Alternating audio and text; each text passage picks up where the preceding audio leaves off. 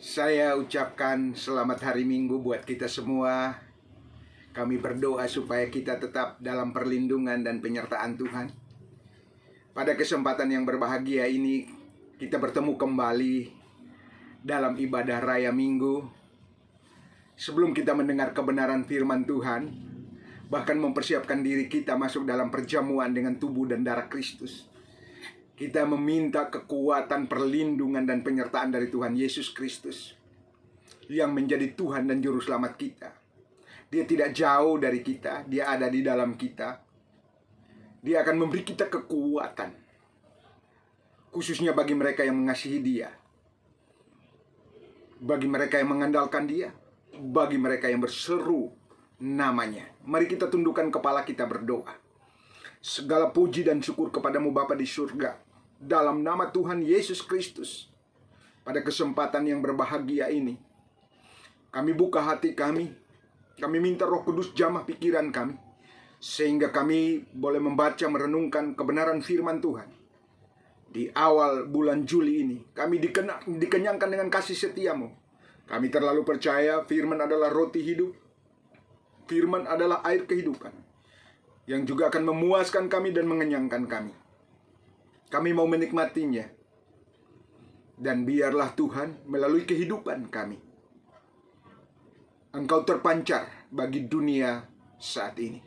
Terima kasih Tuhan, berfirmanlah, kami siap mendengar. Haleluya, amin. Sungguh besar kasih setia Tuhan bagi kita semua.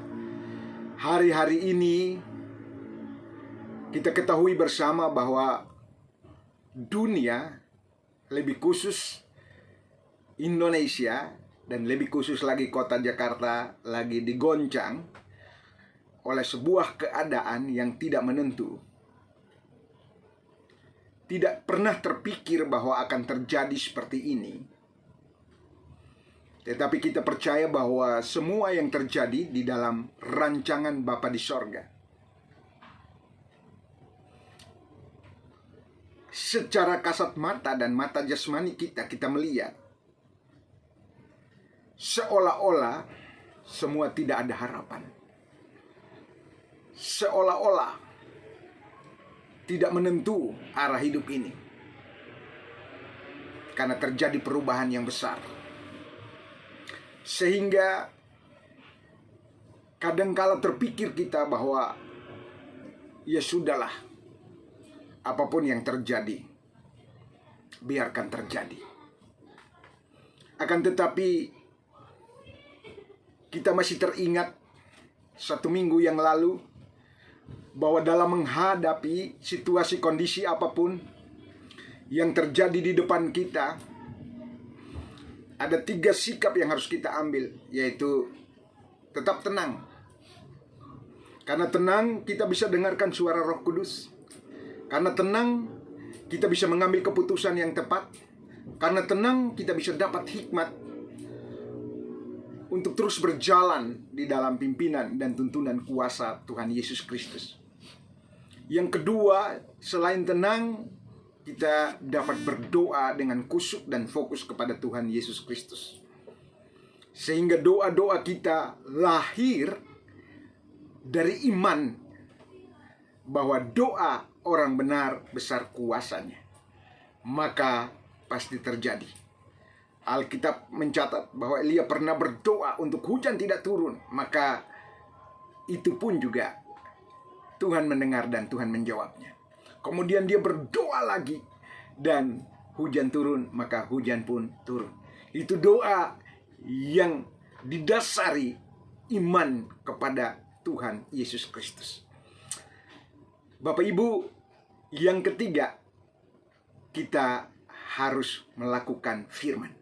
Di mana kita melakukan bagian kita, Tuhan akan melakukan bagiannya. Nah, minggu pagi hari ini yang ingin saya sampaikan bagi kita, ada satu ayat yang ketika saya baca, bahkan dikhotbahkan oleh hamba Tuhan, saya mulai mendapatkan sesuatu dari ayat itu. Ayub 42 ayat yang kedua.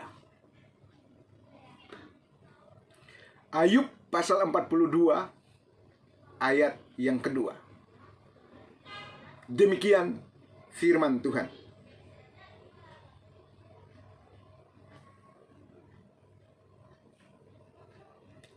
Aku tahu bahwa engkau sanggup melakukan segala sesuatu dan tidak ada rencanamu yang gagal.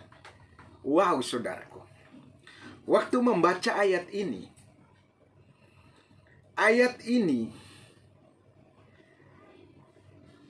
kenapa tidak ditempatkan di tengah-tengah dari pasal yang terdapat dalam kitab Ayub?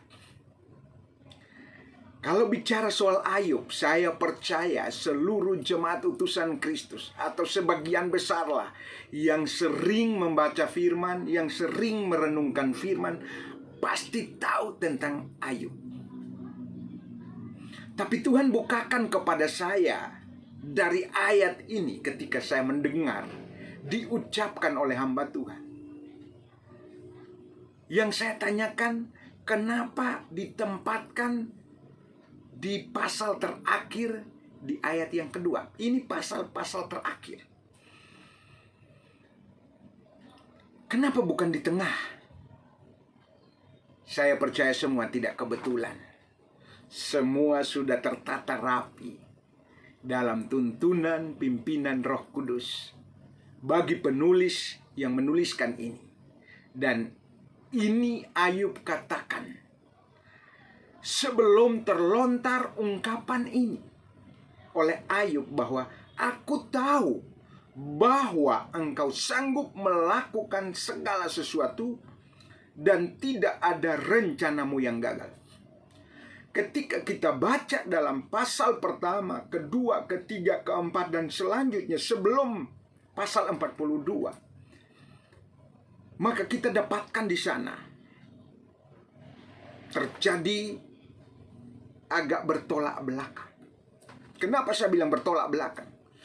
Pasal 1 dituliskan bahwa Ayub adalah orang saleh, orang jujur, orang takut akan Tuhan. Di dalam pikiran kita, kalau orang saleh, orang jujur, orang takut akan Tuhan, tidak akan ada masalah yang berat. Akan tetapi Alkitab catat jelas sekali bahwa orang yang takut akan Tuhan, menjauhi kejahatan, orang kaya pula, harus diizinkan oleh Tuhan untuk memurnikan imannya. Tuhan harus membawa orang ini untuk mengalami perjumpaan pribadi dengan Tuhan. Sehingga di pasal 42 keluarlah perkataan-perkataan yang hidup. Sebab kalau kita baca pasal-pasal sebelumnya, Ayub komplain akan hari kelahirannya. Ayub komplain kepada nasihat-nasihat temannya. Ayub komplain kepada Tuhan. Dia tidak menerima keadaannya. Dia bilang, kalau Tuhan tahu keadaanku begini, kenapa tidak dari dulu? Ya, saya meninggal, saya mati. Atau kalau Tuhan tahu begini, kenapa saya harus lahir dari kandungan ibu? Hidup ini berat. Ya, nasihat-nasihat dari temannya tidak digubris sampai semuanya habis. Ini proses yang tidak mudah. Saya tidak perpanjang kesaksiannya, tapi Bapak Ibu yang sudah membaca Alkitab, Bapak Ibu yang sudah merenungkan firman, pagi, siang, malam, sudah pasti tahu kondisi sebenarnya, realnya yang terjadi dalam diri Ayub. Akan tetapi, yang ingin saya katakan pada kita, melewati proses yang sulit itu, yang tadi sudah saya ungkapkan, komplain kepada dirinya sendiri, mengutuk dirinya sendiri, menyalahkan dirinya sendiri, menyalahkan teman, menyalahkan Tuhan. Wah, kalau kita baca kata-katanya, sungguh sangat menyedihkan. Tapi pada akhirnya, di pasal penutup, setelah dia melewati proses itu, setelah dia melewati pergumulan itu, setelah dia melewati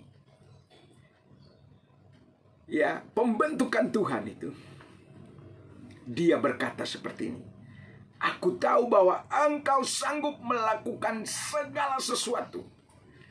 Jadi, Bapak Ibu yang dikasihi oleh Tuhan Yesus Kristus, kita yang masih ada di dalam pergumulan, persoalan, secara pribadi, di dalam keluarga, hari ini mungkin kita berkata berat. Hari ini mungkin kita berkata, waduh, kita khawatir, kita gelisah, kita takut.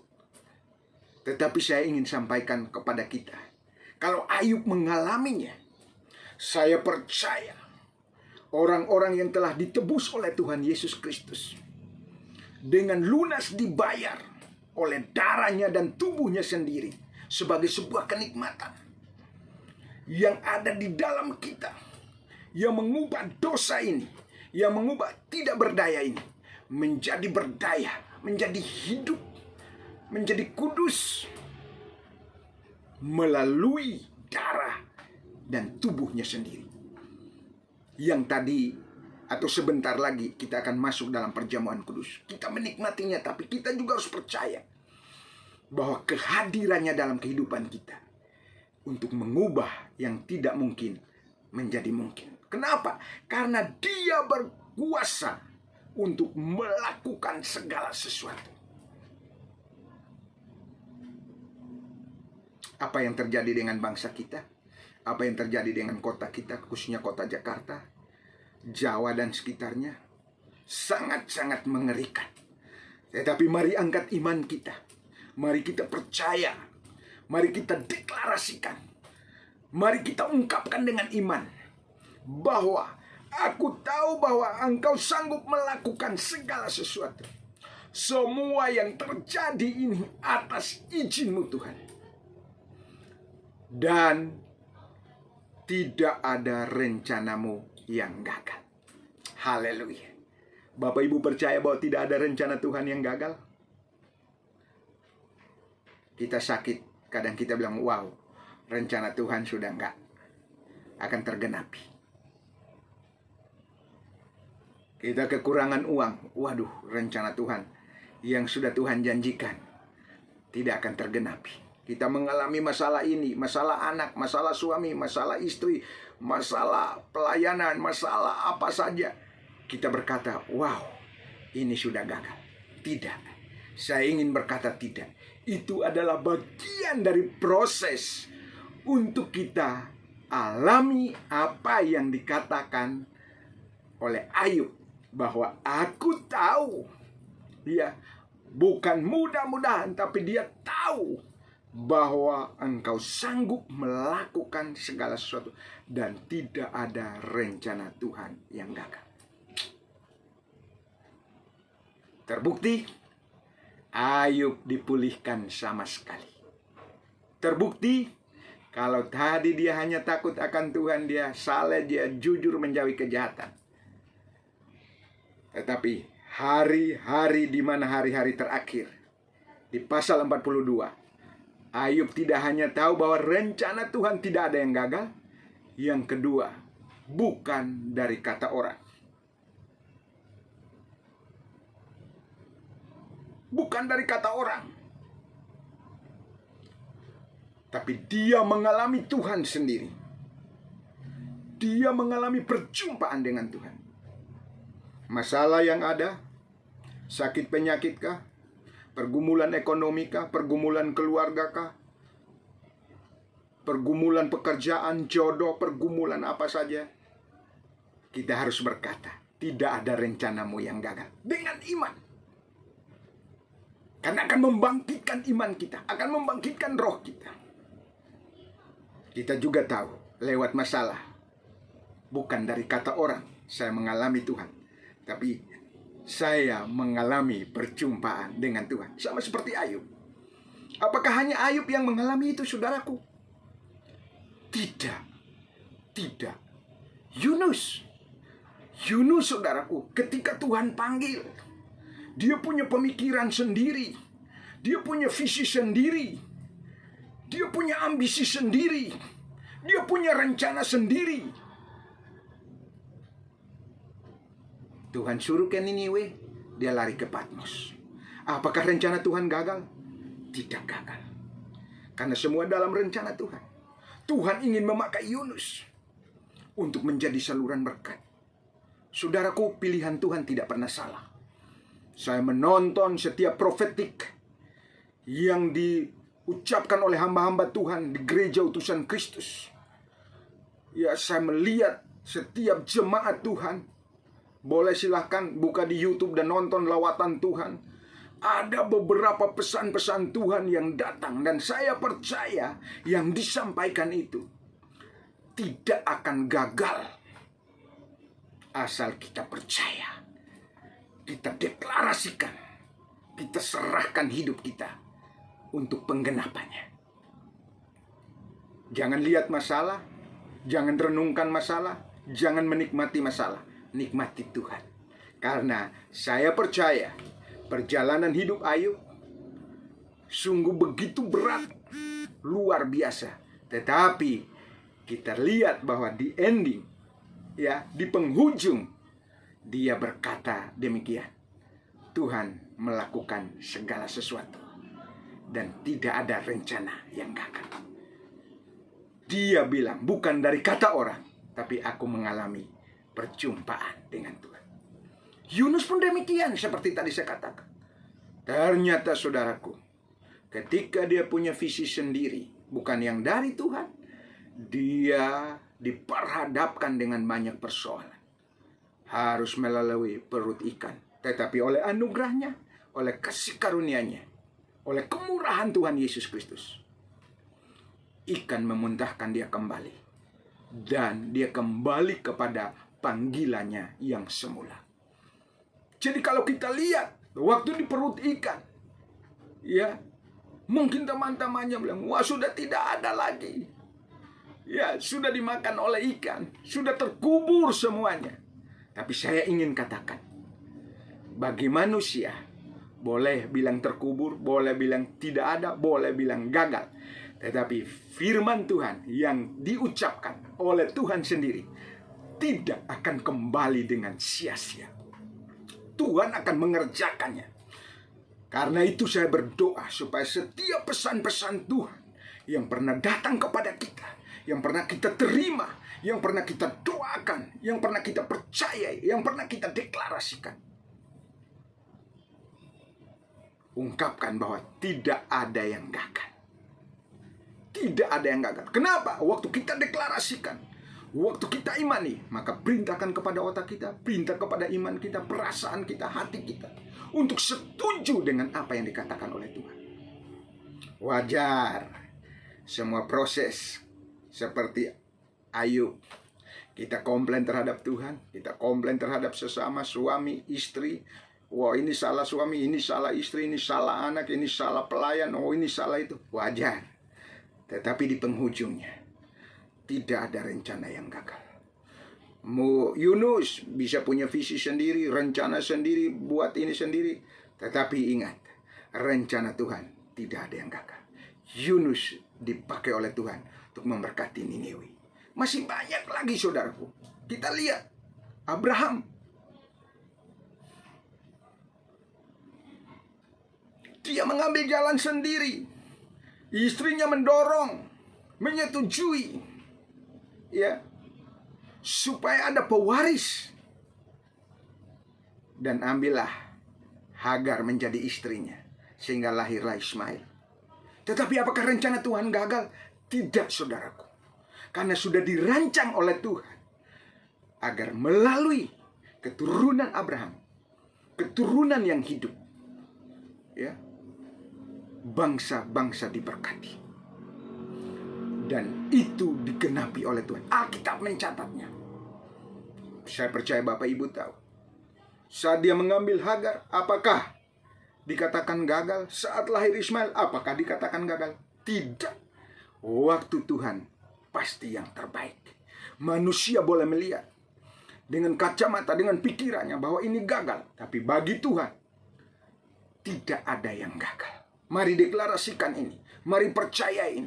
bangkit berkata, mungkin di tengah sakit kita, di tengah ekonomi kita, di tengah pelayanan kita, di tengah rumah tangga kita, di tengah kacaunya semua keadaan kota kita yang benar-benar dilanda oleh COVID, bangsa kita berkata dengan iman, tidak ada rencanamu yang gagal. Aku tahu bahwa engkau sanggup melakukan segala sesuatu. Biarkan Tuhan bekerja.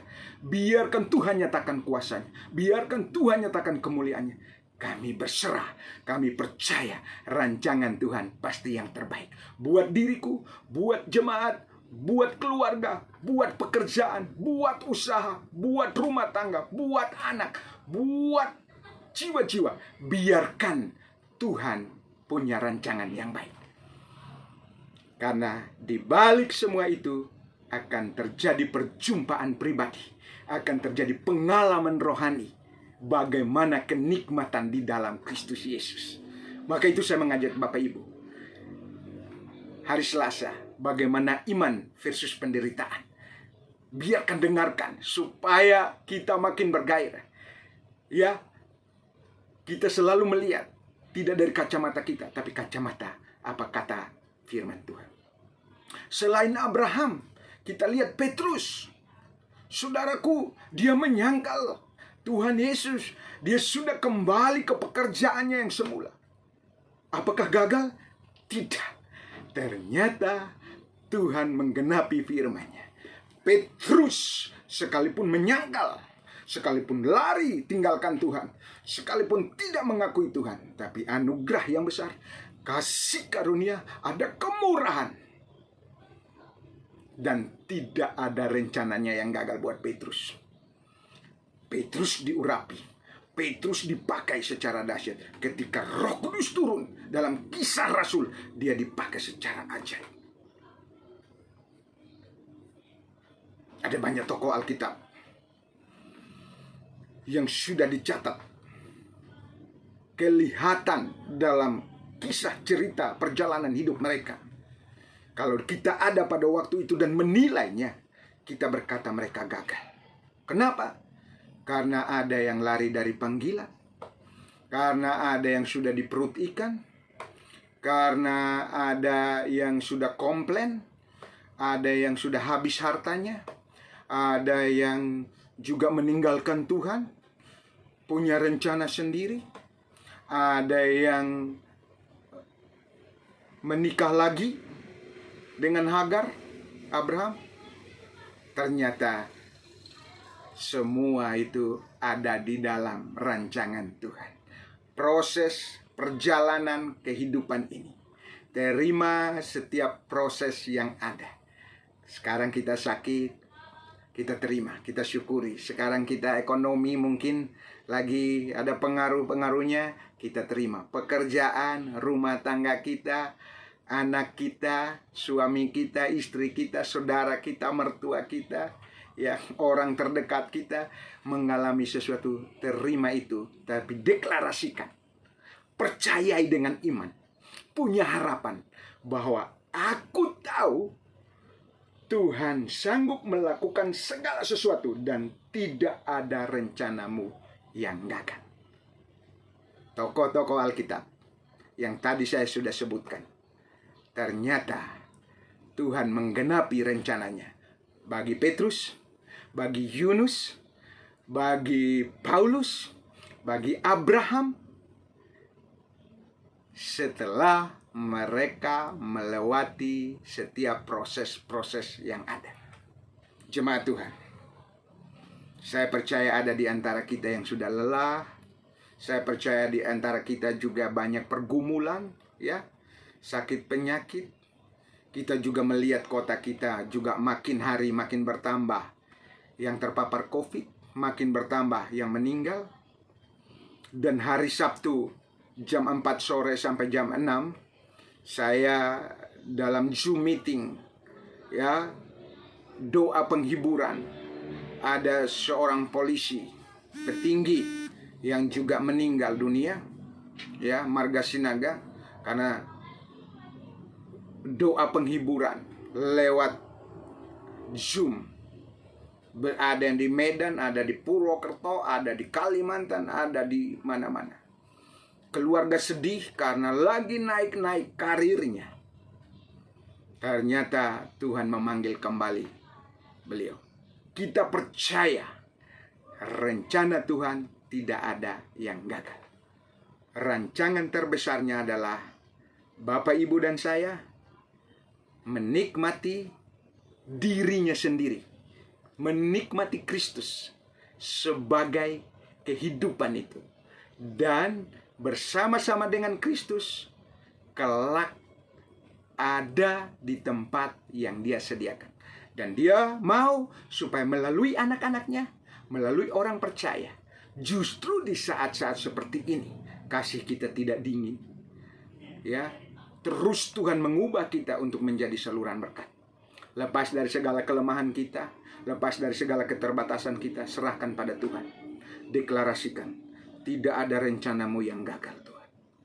Haleluya. Aku tahu Engkau sanggup melakukan segala sesuatu. Ya, keluarga saya, ya, Bapak Ibu sudah tahu, 11 tahun menanti keturunan seolah-olah gagal, tetapi Tuhan memberi tepat pada waktunya. Bagi kaum muda, keluarga muda yang belum dapat keturunan, ingat pesan Tuhan. Berkatalah, aku tahu Engkau sanggup melakukan segala sesuatu. Tidak ada rencanamu yang gagal. Makin dekatkan diri dengan Tuhan, dunia makin bergelora.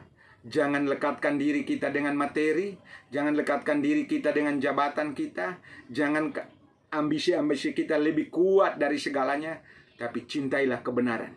Hadirlah belajar, beri hati kita sebagai seorang murid, telinga kita untuk mendengarkan, mau belajar, karena di mana ada kebenaran, di situ ada damai sejahtera. Dan akibat damai sejahtera, ada ketenangan dan ketentraman untuk selama-lamanya. Saya sampaikan firman Tuhan ini singkat, tetapi mari kita deklarasikan dengan iman, seperti Ayub, bahwa aku tahu bahwa Engkau sanggup melakukan segala sesuatu dan tidak ada rencanamu yang gagal.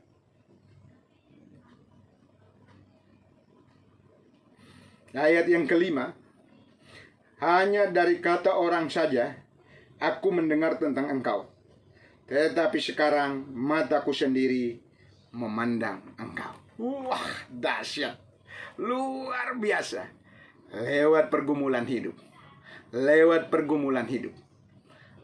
ayat-ayat ini, apa yang diucapkan oleh Ayub, hidup di dalam hidupnya. Jangan takut, terus berharap kepada Tuhan Yesus Kristus.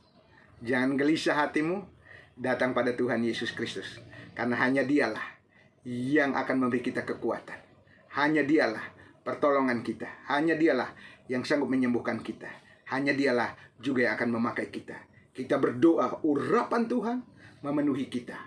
Semua suami, istri, anak, seluruh jemaat utusan Kristus, kita diurapi oleh Tuhan untuk menjadi saluran berkat. Jangan renungkan masalah, jangan renungkan kelemahan, serahkan kepada Tuhan. Maka Tuhan akan mengambil alih, sehingga kita tetap percaya bahwa rancangan Tuhan tidak ada yang gagal. Dia sanggup mengendalikan kita. Apa sih hebat kita? Dia lebih hebat.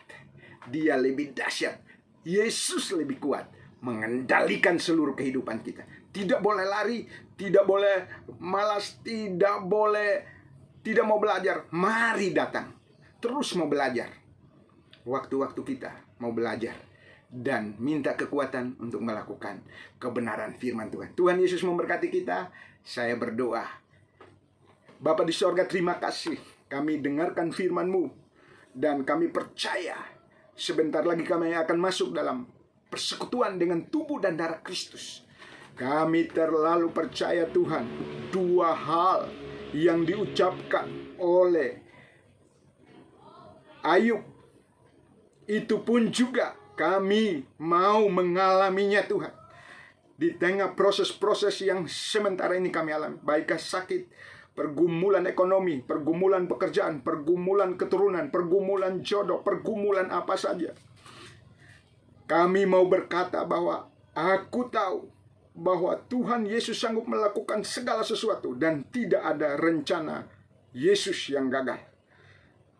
Hanya dari kata orang saja aku mendengar tentang Engkau, tetapi sekarang mataku sendiri memandang kepadamu. Tuhan, tolong kami. Kami percaya dengan iman apa yang menjadi rancangan Tuhan buat setiap pribadi, rancangan Tuhan buat setiap keluarga, di mana Tuhan kami semasa hidup biarlah memberi diri kami untuk dipakai oleh Tuhan, agar penggenapan setiap janji-janji Bapa, rancangan Bapa terjadi melalui setiap kepala keluarga, melalui setiap suami, melalui anak-anak, melalui istri. Kami mau Tuhan diperlengkapi, kami mau Tuhan dituntun, dibimbing agar mengalami Engkau, menggenapi apa yang menjadi tujuan Tuhan. Kami mau berkata kepada Tuhan, datanglah kerajaan-Mu. Engkau menjadi raja kami adalah pelayan-pelayan-Mu. Kami adalah imam-imam-Mu. Kuduskan kami senantiasa. Di tengah kelemahan, keterbatasan, kekurangan kami datang serahkan kepada Tuhan Yesus. Basuh dengan darah-Mu. Sucikan dengan kuasa-Mu. Basuh dengan darah-Mu. Dan aku berdoa supaya setiap mereka yang sakit dijamah oleh Tuhan. Karena kami tahu Tuhan, kuasa dan otoritas daripada Tuhan Yesus Kristus yang sudah Engkau lakukan 2000 tahun yang lalu, itu juga Engkau berikan kepada murid-murid untuk mengusir setan dalam nama Yesus, menyembuhkan yang sakit dan melenyapkan segala penyakit. Dengan kuasa itu kami deklarasikan di dalam nama Yesus, segala virus kuman COVID-19 yang menguasai kami, yang menguasai jemaat, yang menguasai Jakarta, yang menguasai Jawa, yang menguasai bangsa kami doakan dimatikan kuasanya dalam nama Yesus. Dan Tuhan, kehendak-Mu yang jadi, lawatan-Mu terjadi. Karena kami tahu di balik pergumulan ini ada kebangunan rohani. Di balik pergumulan COVID ini ada kebangunan rohani. Di balik pergumulan COVID ini ada kebangunan rohani. Di dalam pribadi, lepas pribadi, di dalam keluarga ada kebangunan rohani. Di kota kami ada kebangunan rohani. Di lingkungan kami ada kebangunan rohani. Sehingga Tuhan, nama-Mu dimuliakan, nama-Mu disanjung tinggi. Semua lutut bertelut mengaku Yesus adalah Tuhan. Terpujilah nama-Mu. Kami mengucap syukur untuk firman-Mu. Kau tidak pernah meninggalkan kami untuk selama-lamanya. Haleluya, haleluya. Amin. Tuhan Yesus memberkati kita. Saya mengucapkan terima kasih. Mari kita jaga jarak. Kita terus berdoa. Kita menjaga kesehatan kita. Kita cuci tangan. Ya, kita berdoa untuk keluarga-keluarga yang juga fisiknya lagi lemah. Ya, Pak Ivan dan juga Bu Silvi. Ya, Pak Yohanes, Bu Ripka, Pak Aswet, dan juga Bu Wiwin. Yang lain juga kita doakan ya, supaya tetap kuat di dalam Tuhan. Tidak ada rencana Tuhan yang gagal. Tuhan Yesus memberkati kita. Shalom.